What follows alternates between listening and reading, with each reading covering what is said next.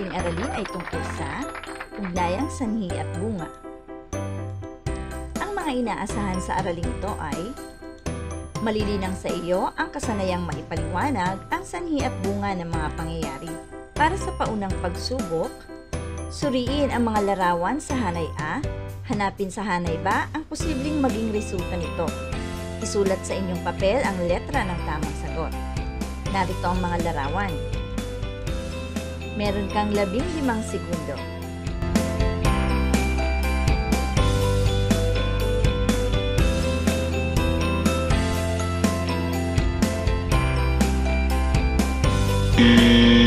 Na natin ang iyong sagot. Ang larawang ito ng paninigarilyo ay maaaring magresulta ng pagkakasakit. Ang hindi maayos na pagtatapon ng basura ay maaaring magresulta ng pagkabaha. Ang sobra-sobrang pagkain ng candy ay pwedeng magresulta ng pagkasira o pagkabulok ng mga ngipin mo. Ang pag-aaral ng mabuti ay magreresulta ng iyong pagtatapos at pag-abot sa iyong mga pangarap. Ang paggising ng huli sa oras ay maaaring magresulta ng iyong pagkagahol.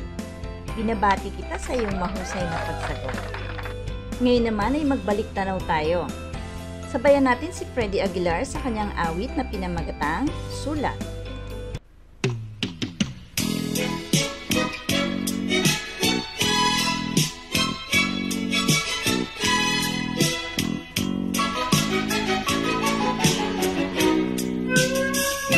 Isang araw sa may tapat ng pintuan, may isang mama at meron siyang dalang sulat.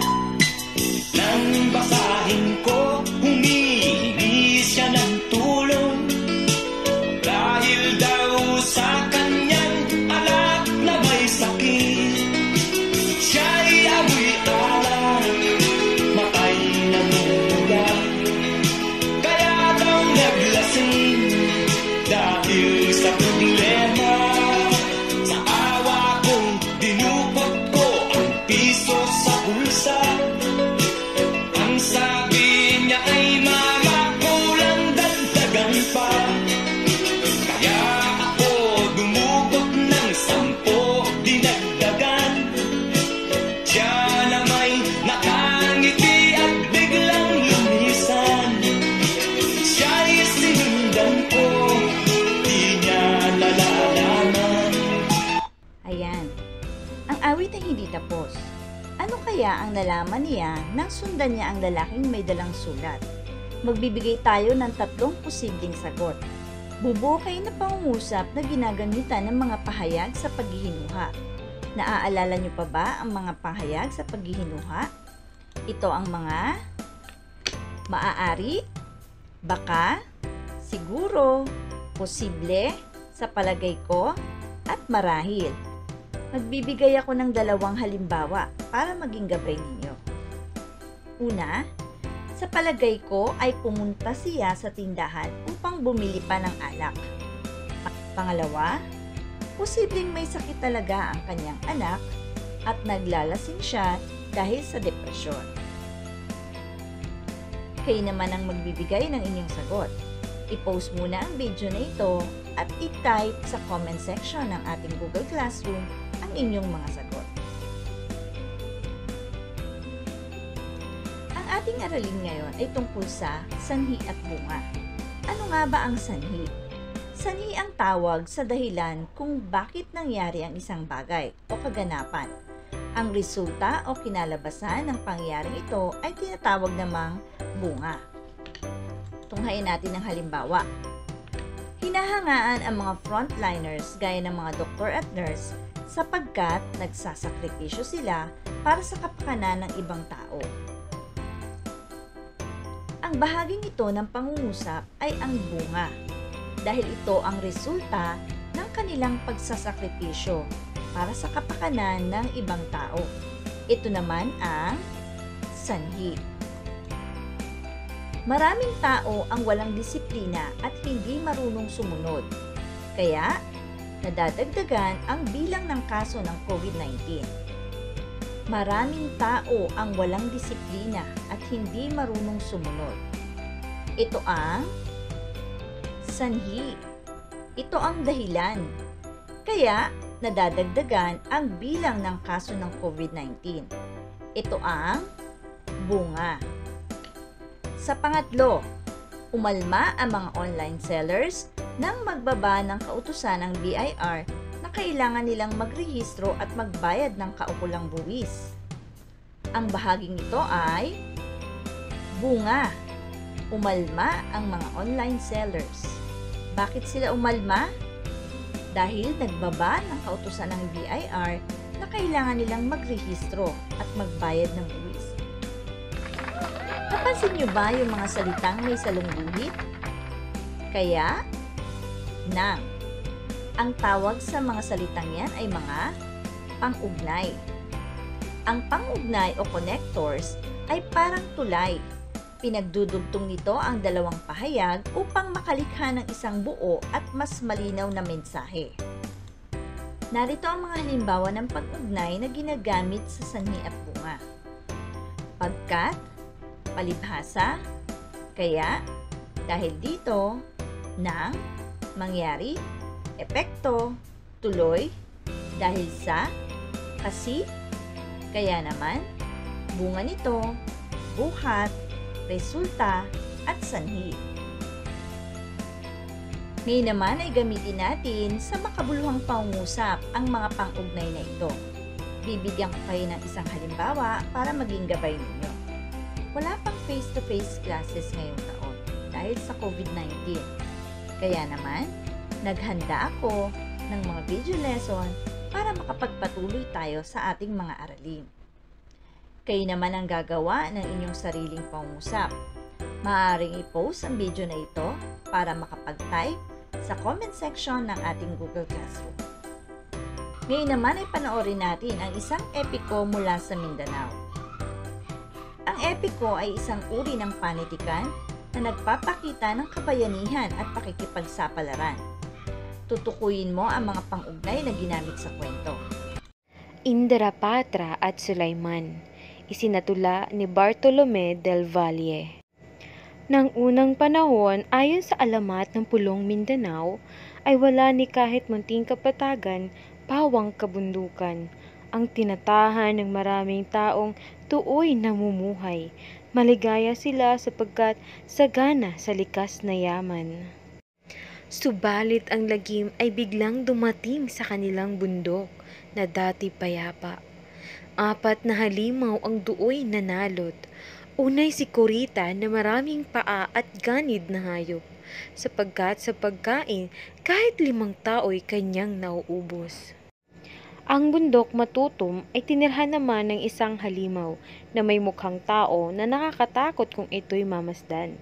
Ang sino mang tao na kanyang mahuli agad nilalabang, at ang laman nito ay kanyang kinakain na walang anuman. Ang ikatlo'y sipa na ibong malaki. Pag ito'y lumipad, ang bundok na bita na padidilim niyong kanyang pakpak. Ang lahat ng tao'y sa kuweba tumahan upang makaligtas sa salot na itong may matang malinaw at kukong matalas. Ang bundok kurayang pinananahan ng maraming tao ay pinapalagim ng isa pang ibong may 7 ulo. Walang makaligtas sa bagsik ng kanyang matalas na kuko, pagkat maaaring kanyang natatanaw ang lahat ng dako. Ang kalagim-lagim na kinasapitan ng Pulong Mindanao ay nagdulot ng lungkot sa maraming bayat mga kaharian. Si Indrapatra na haring mabait, dakilat marangal, ay agad nag-utos sa kanyang kapatid na prinsipeng mahal. Prinsipe Sulaiman, ako'y sumasamo na iyong iligtas ang maraming taong nangangailangan ng tulot mo't habag. O mahal na hari na aking kapatid, ngayon di lilipad at maghihiganti sa mga halimaw ang talim ng tabak. Binigyan ng isang singsing at isang espada ang kanyang kapatid upang sandatahin sa pakikibaka at kanyang sinabit sa munting bintana ang isang halaman at saka nagsulit. Ang halamang ito ay siyang magsasabi ng iyong nasapit. Nang siya'y dumating sa tuktok ng bundok na pinaghaharian nitong si Kurita, siya ay nagmasid at kanyang natunghan. Ang maraming nayong walang kahit isang taong tumatahan. Ika'y magbabayad, mabangis na hayop, yaong kanyang wika. Di pa nagtatagal ang kanyang sinasabi, nagimbal ang bundok. At biglang lumabas itong si Kuritang sa puso'y may puot. Sila ay nagbaka at hindi tumigil hanggat malagot. Ang tangang hininga ninyong si Kuritang sa lupa ay salot. Tumatag ang puso nitong si Sulaiman sa kanyang tagumpay. Kaya't sa matutom, hinanap naman ay si Tarabusaw. Sa tuktok ng bundok ay kanyang namalas ang nakahahambal na mga tanawin, ngayon din lumabas ng ika'y mamatay. Noon din nahawi ang maraming puno sa gilid ng bundok, at ilang saglit pa'y nagkaharap na silang puso'y nagpupuyos. Yaong si Sulaymay may hawak na tabak na pinag-uulos, ang kay Tarabusaw na sandata na may sangang panghambalos. At sa paghahamok ng dalawang iyong balita sa tapang, ang ganid na hayop sa malaking pagod ay napahandusay. Ang takdang oras mo ngayon dumating na, sigaw ni Sulaiman, at saka sinaksak ng kanyang sandata ang tusong halimaw. Noon din nilipat niyong si Sulaiman ang bundok ng Bita. Siya'y nanlumo pagkat ang tahanan sa tao ay ulila. Ilang sandal pa'y biglang nagdilim gayong maaga pa, at kanyang natantong ang kalabang ibon ay dumating na. Siya ay lumundag at kanyang tinaga ang pakpak ng ibon. Datapwat siya rin ang sinamang palad na bagsakan niyon. Sa bigat ng pakpak, ang katawan niya'y sa lupa bumaon. Kaya't si Sulaiman noon ay nalibing ng walang kabaong. Ang kasawiang ito ay agad na batid ng mahal na hari, pagkat ang halaman noon din nalantat sa ngay ng abali. Siya ay patay na, ang sigaw ng kanyang namumutlang labi. Ang kamatayan mo'y ipaghihiganti, buhay may masawi. Nang siya'y dumating sa bundok ng Bita ay kanyang kinuha. Ang pakpak ng ibon, ang katawang pipi ay kanyang namalas. Nahabag sa kanya ang kanyang bathala, biglang nagliwanag at ilang sandali pa ay nakita niya ang tubig na lunas. Kanyang ibinuhos ang tubig na yaon sa lugaming bangkay. At laking himala, ang kanyang kapatid ay dagling nabuhay. Sila ay nagyakap sa gitna ng galak at ng katuwaan. Saka pinauwi itong si Sulaiman sa sariling bayan. Sa bundok kurayan na kanyang sinapit ay agad hinanap. Ang ibong sa tao'y nagbibigay lagim at nagpapahirap. Dumating ang ibong kay laki ng ulo at ng kukong matalas. Subalit ang kalis ni Indarapatray nagwagi sa wakas. Sa kanyang tagumpay may isang diwatang bumating magalang. Salamat sa iyo, butihing bayani na ubod ng tapang. Kaming mga labi ng ibong gahamay ngayoy mabubuhay. At kanyang namalas ang maraming taong nooy nagdiriwang. Nabihag ang puso ng mahal na hari sa ganda ng mutya. Kaya sa naroon ay kanyang hiniling na lakip ang sumpa, na sila'y ikasal. Noon di binuklod ng isang adhika ang kanilang puso, mabuhay ang hari, ang sigaw ng madla. Ang tubig ng dagat ay tila hinikup sa kailaliman, at muling lumitaw ang lawak ng lupang pawang kapatagan. Si Indarapatray hindi na bumalik sa sariling bayan, at dito naghari sa mayamang lupa ng Pulong Mindanao. Tandaan, ang sanhi at bunga ay nagpapakita ng relasyon o ugnayan ng mga pangyayari. Pangalawa, nakatutulong ang pag-ugnay upang higit na maging malinaw ang koneksyon ng mga salita, parirala, sugnay at pangungusap. Pangatlo, ang wastong paglalahad ng sanhi at bunga sa tulong ng mga pang-ugnay ay nagpapamalas ng mabisang kakayahang komunikatibo. At pang-apat, pinapaksa ng epiko ang kababalaghan, pag-ibig, pakikipagsapalaran at kabayanihan. Paalala, ang mga pagsusulit para sa araling ito ay matatagpuan sa ating Google Classroom. Huwag kalimutang sagutan upang makaipon ka ng mga puntos. Maaari mo ring ulitin ang mga bahagi ng video upang mas maintindihan mo pa ang ating aralin. Hanggang dito na lang, magkita-kita tayong muli sa susunod na linggo.